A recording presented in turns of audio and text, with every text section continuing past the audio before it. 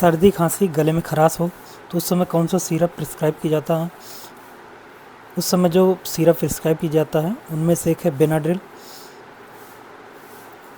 अगर आपको खांसी हो गई हो या सर्दी आ रही हो, गले में खराश हो रही हो या खांसी के साथ में बलगम आ रहा हो, उस समय आप इस सिरप का यूज कर सकते हैं।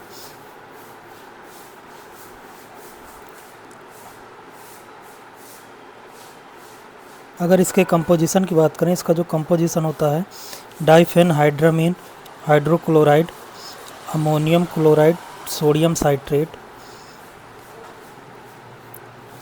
इस सिरप का यूज अगर आपको बलगम वाली खांसी आ रही हो, गले में खराश हो रही हो, सर्दी हो गई हो, तो आप इस सिरप का यूज कर सकते हैं। ऐसे इन्फॉर्मेटिव वीडियो पाने के लिए हमारे चैनल को सब्सक्राइब करें। धन्यवाद।